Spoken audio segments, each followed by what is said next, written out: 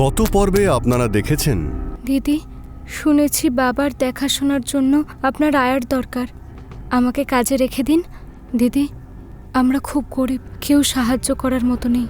সারা জীবন আপনাদের পায়ের জল ধুয়ে খাবো। পান্নার চোখের জল দেখে শশীর মন গলে যায় আর কুলদীপের গভর্নর হিসেবে তাকে বাড়িতে রেখে দেয়। কুলদীপকে দেখাশোনা ছাড়াও পান্নার কি এখানে আসার কোনো কারণ থাকতে পারে? শশী এটা কোনোদিন ভাবিনি। তার মহলে আসার কারণ অনেক বছর ধরে মহলের মধ্যে লুকিয়ে থাকা সেই রহস্য জানার, যা আজ পর্যন্ত অজানাই ছিল। অখিলেশ বাবার জল নিয়ে বাড়িতে ফিরে আসে। কমলা তার ঘরে একা ঘুমোচ্ছিল। ওর ঘরটাকে বাইরে থেকে হুড়কি দিয়ে তালা দেওয়া ছিল আর সঙ্গে চেন দিয়েও আটকানো ছিল, যাতে ও বাইরে বেরিয়ে আসতে না পারে। হঠাৎ একটা কালো ছায়া এসে সব কিছু খুলে দেয় আর অন্ধকারের মধ্যেই মিলিয়ে যায়। হঠাৎ কমলার চিৎকারে সবার ঘুম ভেঙে যায়। আর কমলার সেই চিৎকার শুনে অখিলেশ, শশী আর কুলদীপ দৌড়ে কমলার ঘরে যায় আর গিয়ে দেখে যে কমলা সেখানে নেই। বাবা, এই কমলা কোথায় গেল? আর এত মোটা চেন হঠাৎ করে কি করে খুলে গেল? কমলার চিৎকার নিচের ঘর থেকে আসছে। তাড়াতাড়ি চলো, ও না নিজের কোনো ক্ষতি করে বসে। কমলা ওর হাতগুলো জোরে জোরে শূন্যে ছুঁড়ছিল আর পাগলের মতো চিৎকার করতে থাকে। রক্ত, রক্ত, এখানে রক্ত। ওখানেও বসে আছে। আমি যাব না, আমি যাব না ওখানে। আমাকে ছেড়ে দাও, আমি যাব না ওর সাথে, যাব না। না, আমি বললাম তো এখানে রক্ত আছে, কেউ নিয়ে যাবে আমায়। রক্ত, আমাকে এইসব পরিষ্কার করতে হবে। পুরো রক্তে ভর্তি হয়ে আছে। আমি স্নান করতে যাব, স্নান। এদিকে অখিলেশ চুপি চুপি কমলার স্নানের জলে 2 ফোঁটা মন্ত্রপুত জল ফেলে দেয়। বৌমার আবার ওরকম অবস্থা হয়েছে। আমি যখন ওকে স্নান করানোর জন্য বাথরুমে নিয়ে যাচ্ছিলাম, ও আবার চিৎকার করতে শুরু করলো আর জলের বালতি নিয়ে দূরে ছুঁড়ে ফেললো। আমার তো আর ওখানে যাওয়ার একদম কোনো সাহস নেই। আমার ভীষণ ভয় করছে। মা, একটা কথা বলো তো, আমি এই বাড়িতেই জন্মেছি আর এই বাড়িতেই আমার 25 বছর কেটে গেছে, কিন্তু আজ পর্যন্ত ওই ঘরের কথা আমি জানতামই না। আর এমন কি আছে ওই ঘরের মধ্যে যে এত বছর ধরে ওটা বন্ধ রয়েছে? ওই ঘরের কথা তো কেউই জানতো না। পরের দিন ভোর 4টের সময় অখিলেশের বাড়িতে অঘরী বাবা চলে আসেন। কোথায় সেই মেয়েটা? যে ঘর থেকে দরজা ধাক্কানোর শব্দ আসছে, ওই ঘরেই কেউ রয়েছে? বাবা তার সঙ্গে নিয়ে আসা সামগ্রীগুলো মেঝেতে রেখে মন্ত্র উচ্চারণ করতে থাকেন। তারপর জলের ওপর কিছু মন্ত্রক্রিয়া করতে থাকেন। কিছুক্ষণ ধরে জলটাকে মন্ত্রপুত করার পরে, তোমাদের বাড়িতে এমন কোনো অংশ নিশ্চয়ই আছে যেখান থেকে এসব শুরু হয়েছে। ওই পরিত্যক্ত ঘরে আমাকে নিয়ে চলো। বাবার কথা মতো কুলদীপ বাবাকে সেই পরিত্যক্ত ঘরে নিয়ে যায়। বাবা সেই ঘরে পৌঁছে জল ভরা পাত্রটা ঘরের মধ্যে রেখে দেন আর মন্ত্র উচ্চারণ করতে শুরু করেন। দেখতে দেখতে পাত্রতে রাখা জলটা থরথর করে কাঁপতে থাকে। আমার সন্দেহ একদম সঠিক ছিল। এই ঘরটা তোমাদের মহলে কতদিন ধরে রয়েছে? তোমরা নিশ্চয়ই কিছু তো জানো এই ঘরের বিষয়ে। একে গোপন রাখার কোনো কারণ তো নিশ্চয়ই আছে। কোনো না কোনো রহস্য তো আছে এই ঘরের মধ্যে। বাবা, এই মহলটা তো এমনিতে আমার পূর্বপুরুষদের। আমার দাদুর বাবা এই মহলটা বানিয়েছিলেন, কিন্তু আমার ছোটবেলা এখানেই কেটেছে। আমার ভালো মতো মনে আছে এখানে কোনো গোপন ঘর আগে ছিল না। একটা ঘরকে ছোট করেই গোপন ঘর বানানো হয়েছে, কিন্তু কে আর কেন করেছে তা আমি জানি না। যদি তুমি কিছু জানো তাহলে বলে দাও, তবে আমার কাছে সত্যিটা বের করার আরও অনেক উপায় আছে। আমি আমার সিদ্ধির দ্বারা ওই আত্মার কাছ থেকে সব জেনে নিতে পারবো। তুমি বলেছিলে তোমার বৌমার সঙ্গে বিয়ের আগেও কিছু অশুভ ঘটেছিল। আগে হ্যাঁ বাবা, আমার বৌমার বিয়ের লাল রঙের চুড়িগুলো হঠাৎ করে কালো হয়ে যায়। ওই কালো চুড়িগুলো এখনো আছে তোমাদের কাছে? যদি থাকে এখনই নিয়ে এসো। এই নিন। বৌমার হাত থেকে এই চুড়িগুলো খুলে আমি এগুলো নিজের কাছেই রেখে দিয়েছিলাম। বাবা কিছুক্ষণ চোখ বন্ধ করে মন্ত্র পড়তে থাকেন আর তারপর হাতে জল নিয়ে ওই চুড়ির মধ্যে ছিটিয়ে দেন। চুড়িগুলোর রং হঠাৎ বদলে যায়। চুড়িগুলো লাল রঙের হয়ে যায়। এই দেখো, এই চুড়িগুলো কোনোদিনই কালো ছিল না। এগুলো হলো সেই লাল চুড়ি যা তোমরা তত্ত্বে পাঠিয়েছিলে। কেউ কালো জাদু করেছে ওর ওপর, কোনো তন্ত্র প্রয়োগ করা হয়েছে। কালো জাদু আর তন্ত্রের নাম শুনে শশী একেবারে চুপ হয়ে যায়। কিন্তু বাবা, কেউ আমাদের বাড়িতে কালা জাদু কেন করবে? সব থেকে বড় কথা, আমাদের কারোর সাথে কোনো শত্রুতা নেই। এই বেচারিকে এই বাড়িতে কেন? এই পুরো গ্রামের কেউ চেনে না। তোমাকে আমি একটা কথা বলতে চাই, কালো জাদু বাইরের কেউ করতে পারে না, সব সময় নিজের কেউই এটা করতে পারে। আর এর ব্যক্তিগত কারণ নিশ্চয়ই আছে। তোমরাও কারণ খোঁজার চেষ্টা করো, আমিও আমার মন্ত্রের সাহায্যে খুঁজে বের করার চেষ্টা করছি। কিন্তু বাবা, একটু আগে তো আপনি বললেন কমলার ভিতরে কোনো অশুভ আত্মা ঢুকে রয়েছে, এখন বলছেন কালো জাদু প্রয়োগ করা হয়েছে। আমি কিছুই বুঝতে পারছি না। হ্যাঁ, সেই রহস্যটাই তো ভেদ করতে চাইছি। সে আসলে কে যে তোমার বৌমার ওপরে কালো জাদু প্রয়োগ করেছে? একটা কথা বলো, ওই পরিত্যক্ত ঘরটাতে কি কমলা আসার আগে কোনো অশুভ ঘটনা ঘটেছিল? ভৌতিক কখনো কিছু কি ঘটেছিল? বা কেউ কি ভয় পেয়েছিল? বাবা, এর আগে তেমন তো কিছুই হয়নি, সব কিছুই স্বাভাবিক ছিল। আমি তো আসল রহস্যটাই জানতে চাইছি। সে যাই হোক না কেন, এই রহস্য তোমার মহলের সঙ্গেই জড়িয়ে রয়েছে। ঠিক আছে, তুমি একটা কাজ করো, এই বাড়িতে কাজ করা সব কাজের লোক আর অন্যান্য কাজের লোকেদেরও এখানে ডাকো। আমি তাদের পরীক্ষা নিতে চাই। এই সমস্ত বিষয়ে বাড়ির কোনো লোকেদেরই হাত থাকে। বাবার কথা শোনার পর বাড়িতে কাজ করার সমস্ত কাজের লোকেদের শশী ডেকে আনে। বাবা কিছুক্ষণ সিঁদুর, মাখানা আর কালো তিল যজ্ঞকুণ্ডে দিয়ে মন্ত্রোচ্চারণ করতে থাকেন। দেখো, আমি তন্ত্রবিদ্যার সাহায্যে সিঁদুরকে মন্ত্রপুত করেছি। তোমাদের মধ্যে যে কমলার ওপর কালো জাদু করেছে সে নিজের মুখে এখনই স্বীকার করে নাও, তা না হলে আমি প্রত্যেককে এই সিঁদুর পরাবো। এটা লাগানোর পর যে কমলার ওপর কালো জাদু করেছে তার অবস্থা কমলার থেকেও খারাপ হয়ে যাবে। আমাকে শক্তি প্রয়োগ করতে বাধ্য করো না। বাবার এই কথা শুনে বাড়িতে কাজ করা 5 জন কাজের লোকের মুখ শুকিয়ে যায়। এক এক করে বাবা সবার কপালে সিঁদুরের তিলক পরিয়ে দেয়। ঠিক তখনই পান্না সেখান থেকে দৌড়ে পালায়। ধরো ওকে, এই নিশ্চয়ই সবকিছু করেছে। এরকম হতে পারে না। আরে ও 15 বছর ধরে আমাদের বাড়িতেই কাজ করছে। আমরা ওকে ততটাই বিশ্বাস করি যতটা আমরা নিজেদের লোককে বিশ্বাস করি। অখিলেশ আর কুলদীপ পান্নাকে ধরে বাবার কাছে নিয়ে আসে। আর যখনই বাবা হাতে সিঁদুর নিয়ে পান্নার দিকে এগিয়ে আসেন, ও জোরে জোরে চিৎকার করে ওঠে। না বাবা, ছেড়ে দিন আমায়। আমি সব সত্যি সত্যি বলছি। খুব গরিব পরিবার থেকে এসেছি আমি। বাবা অনেক কষ্ট করে টাকা রোজগার করত, আর তাই দিয়েই আমরা 2 বোন বড় হয়েছি। আর বাবা নিজেকেও চালাতো। কিছু সময় পর বাবা খুব অসুস্থ হয়ে গেল আর বাবা মারা গেল। আর আমাদের কাছে টাকাও ছিল না যে আমরা বাবার চিকিৎসা করাবো। ব্যাস, আমরা বাবার মৃত্যু দেখতে থাকলাম। বাবা আস্তে আস্তে মৃত্যুর মুখের দিকে এগোতে থাকলো। বাবা মারা যাবার পরে আমি ছোট ছোট কাজ করে সংসার চালানোর চেষ্টা করতাম। আমার বোন রুকমণি এত সুন্দর ছিল যে যে কেউ দেখে ওর প্রেমে পড়ে যেত। আমরা গরিব লোক ছিলাম, আর গ্রামে বড় বড় জমিদারদের রাজত্বই চলতো। ওর সৌন্দর্য দেখে কোনো খারাপ লোক যেন ওকে নজর না দেয়, তাই জন্য ওকে আমি ঘরের দরজা বন্ধ করে রেখে বেরোতাম। কিন্তু বলে না, যতই আটকে রাখো দামি জিনিস চুরি হয়েই যায়। জানি না কি করে একদিন যখন রুকমণি কুয়োয় জল ভরতে গেল, তো ওকে অখিলেশ ঠাকুর দেখে নিল। আমার বোকা বোন বুঝতেই পারল না যে ওকে এইভাবে ফাঁসানোর চেষ্টা করা হচ্ছে। আমি কাজে বেরিয়ে যাওয়ার পর ও লুকিয়ে লুকিয়ে ওনার সাথে দেখা করত। একদিন আমার বোন আর অখিলেশবাবু যখন কথা বলছিল, তখন আমাদের মেম সাহেব ওদের দেখে নেয়। আর মেম সাহেব জানতো যে ওনার বরের সাথে যখন আমার বোন দেখা করতো, এই নিয়ে যদি উনি কিছু বলে তাহলে ওদের মধ্যে ঝগড়া হবে আর ছাড়াছাড়িও হতে পারে। এই জন্য উনি এক অন্য রাস্তা বেছে নিল, যাতে সাপও মরে যায় আর লাঠিও না ভাঙে। মেম সাহেব আমার বোনকে এক লোক ভাড়া খাটিয়ে আমার বোনকে নিখোঁজ করে দিল।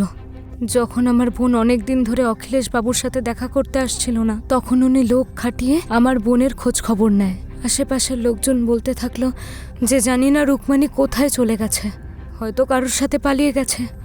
উনি কিছুদিন অবধি ওর অপেক্ষা করতে থাকলো, আর যখন ফেরত এলো না, তখন আস্তে আস্তে রুকমণিকে ভুলে গেল। যখন আমার বোন হারিয়ে গেল, আমি রোজ চেষ্টা করতাম ওকে খুঁজে আনার। তারপরে একদিন আমার এক বন্ধুর থেকে জানতে পারলাম আমি কাজে বেরিয়ে যাওয়ার পর রোজ আমার বোন অখিলেশ বাবুর সাথে দেখা করত। এই জন্য আমার সন্দেহ ওনার ওপর চলে গেল। আমরা গরিব ছিলাম, সোজা গিয়ে ওনাকে কিছু বললে জানি না আমার বোনের মতোও হয়তো আমাকে নিখোঁজ করে দিত। এই জন্যই আমি ওনার বাড়িতে কাজ খুঁজতে এসেছিলাম। আমি বাড়িতে কাজ তো পেলাম, কিন্তু অনেক খোঁজার পরেও আমার বোনের কোনো খোঁজ পেলাম না। এই বাড়ির এক লোক ধীরজ সিংহ, উনি প্রায়ই আসতেন বাড়িতে। আমি সবসময় ওনাকে দেখতাম মেম সাহেবের সাথে কথা বলতে। এই বাড়িতে আসতে যেতে উনি সবসময় আমাকে দেখতো, আমার দিকে তাকাতো। এবার আমি সব সত্যি জানার সুযোগ পেলাম, কারণ এটাই সেই লোক ছিল যে আমার বোন রুকমণিকে নিখোঁজ করে দিয়েছিল। আমি ওনার সাথে প্রেমের অভিনয় করেছি, আর উনি নেশার ঘরে আমাকে সব সত্যি কথা বলে দেয়। রুকমণিকে গ্রামের থেকে তুলে আনার পর মেম সাহেব নিজেই নিজের বাড়ির এক গুদামে বন্ধ করে রেখেছিল, যাতে কেউ আমার বোনকে না দেখতে পায়। তাই গুদাম ঘরের মাঝখানে দেওয়াল তুলে একটা লুকোনো ঘর হিসেবে আমার বোনকে ওখানে বন্ধ করে রেখেছিল। আমার বোনের সৌন্দর্য নিয়ে মেম সাহেবের এতটাই হিংসে ছিল যে তিনি মনে করতেন যে আমার বোনের সৌন্দর্যই তার বরের দুশ্চরিত্র হওয়ার কারণ। ওনার বরের মিষ্টি মিষ্টি কথায় আমার বোন ফেঁসে গেছিল। কিন্তু ভুল তো তোমার স্বামীর না, উনি তো বিবাহিত, একটা বাচ্চার বাবা। আমার বোন রুকমণির সাথে প্রেম করতে ওনার লজ্জা করলো না একটু? আর মানলাম যে আমার বোন আর তার প্রেমিকের সম্পর্ক অবৈধ ছিল, কিন্তু শাস্তি শুধু একজন কেন পাবে? ও একটা অনাথ ছিল, দুর্বল ছিল। এই জন্য মেম সাহেব ওকে ওই গুদাম ঘরে বন্ধ করে খারাপ অবস্থায় রেখে দিয়েছিল। ওকে বিভিন্ন রকমভাবে ভয় দেখিয়ে রেখেছিল। ওকে মারতো, ওর সুন্দর মুখ পুড়িয়ে দিয়েছিল, ওর সুন্দর বড় বড় চুলগুলো কুচি কুচি করে কেটে দিয়েছিল। তারপর অনেক অনেক সহ্য করার পর আমার বোন রুকমণি মারা যায়। রুকমণি মরে যাওয়ার পর ওখানেই মেম সাহেব একটা গর্ত করলেন, আর ওখানেই ওকে পুঁতে রেখে দিলেন। আমার বোন শুধুমাত্র গরিব আর সুন্দর বলে এত বড় শাস্তিটা পেল। যখন আমি এগুলো জানতে পারলাম, আমার ইচ্ছা করছিল এই পুরো বাড়িতে আগুন লাগিয়ে দিই, কিন্তু আমি এত সহজেই কাউকে মারব না। আমি তিলে তিলে সবাইকে মারব, যেমনভাবে আমার বোনকে এরা সবাই মিলে মেরেছে। এটা বলার পরে পান্না জোরে জোরে কাঁদতে থাকে। এই রুক্মিণীকে তাহলে তুমিই মেরেছিলে? তোমার মধ্যে যে একজন খুনি লুকিয়ে আছে তা আমি জানতামই না, আর এটা আমি স্বপ্নেও ভাবতে পারি না যে তুমি এ কাজ করেছো। আরে আমি মানছি তোমার সঙ্গে যা করেছিলাম তা ভুল করেছিলাম। বিয়ের পর রুক্মিণীর সঙ্গে আমার অবৈধ সম্পর্ক রাখা একদমই উচিত হয়নি, আমি সেটা মানছি।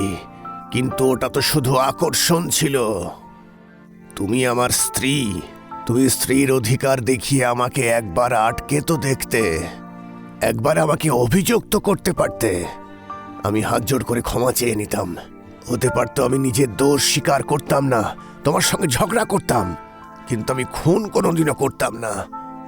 তুমি এত বছর ধরে এই সত্যিটা আমার কাছে লুকিয়ে গিয়েছিলে। হ্যাঁ, তোমার এই ঘৃণার জন্য আজ এত বড় সর্বনাশ হয়ে গেছে। দেখতে পাচ্ছ তোমার কর্মের ফল কে ভোগ করছে? দেখো পান্না, ওই কমলার কি দোষ? আর ও তো এইসবের কোনো অংশও ছিল না। যা করার তোমার আমার সাথে করো, আমি সব কিছুর দোষী, কমলা না। না, আমার রুকমণির কি দোষ ছিল? ও তো বাচ্চাই ছিল না। তুই যতটা কষ্ট দিয়েছিস না আমার বোনকে, ওই সব কিছুর হিসেব নিতে ও ফেরত এসছে।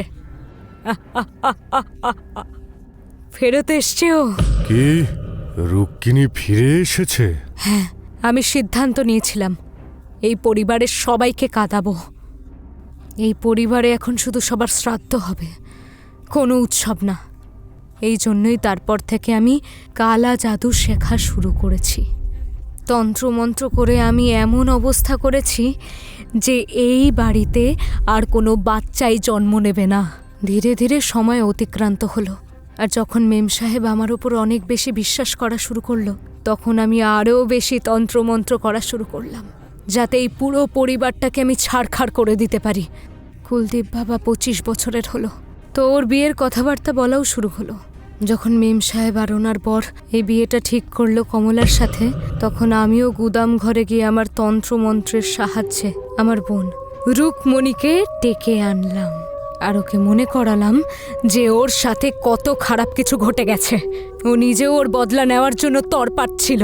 তারপর আমি কমলার জিনিসপত্র, চুড়ি, শাড়ি নিয়ে কালা জাদু করলাম। ওর শাড়ির একটা টুকরো কেটে আমি আমার বোন রুকমণির হাতে দিলাম। ধীরে ধীরেই কমলার শরীর ফাঁপা হতে শুরু করলো। যখনই কমলা এই বাড়িতে এলো, রুকমণির আত্মা একটা শিকার পেল আর ও ওর শরীর এখন থেকে নিয়ন্ত্রণ করতে শুরু করে ফেলেছে। কমলাকে আর বাঁচাতে পারবে না। 2 দিন পর অমাবস্যার রাত, ওই দিনই কমলা শেষ হয়ে যাবে। আর হ্যাঁ, কমলা একা যাবে না, নিজের দোষীদের সাথে করে নিয়ে যাবে।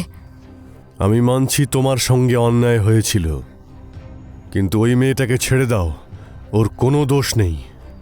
পান্না হঠাৎ করে তার জামা কাপড়ের ভিতর থেকে একটা পুতুল বের করে আর চোখ বন্ধ করে মন্ত্র পড়তে পড়তে ছুরি দিয়ে তার হাতটা কেটে ঘাটটা ভেঙে দেয়।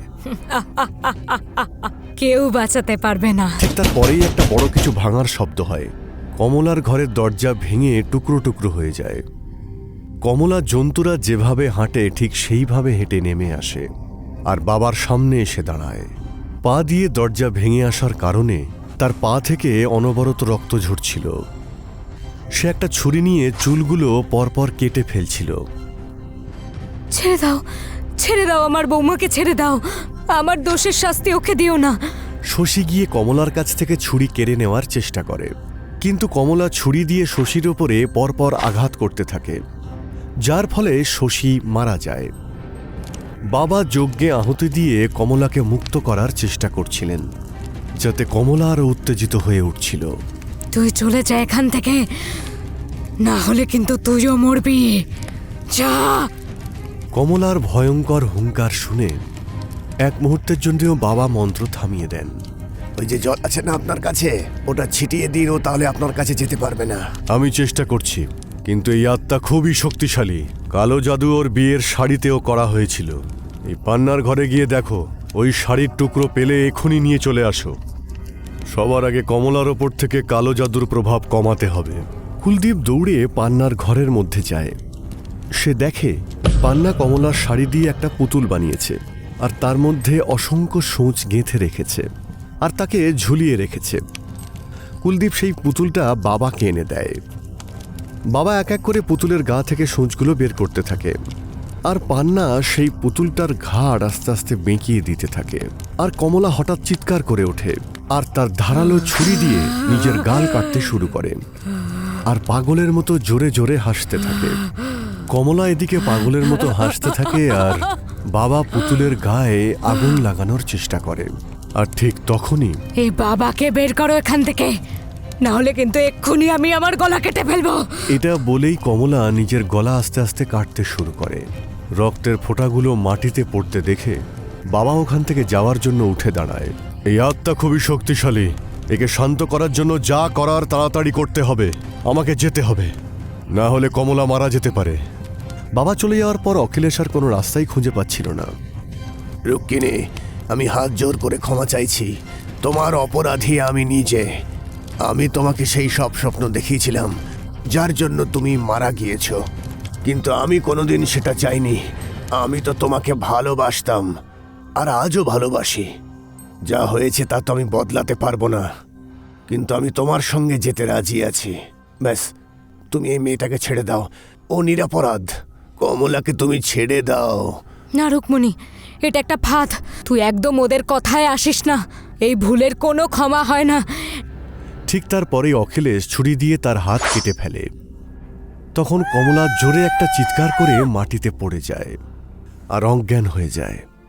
অখিলেশ আর কমলাকে হসপিটালে নিয়ে যাওয়া হয়। তারপর দুজনেই সুস্থ হয়ে ওঠে। পান্না এখন জেলে রয়েছে। প্রতিশোধের ভাবনা সবসময় ক্ষতি ডেকে আনে, আর ক্ষমা করলে পাওয়া যায় শান্তি। রুক্মিণীর শান্তি বেছে নেয়। রুক্মিণীর কঙ্কালগুলো তুলে নিয়ে অখিলেশ ঠাকুর তার শেষকৃত্য করায়, যাতে রুক্মিণীর আত্মা শান্তি পায়।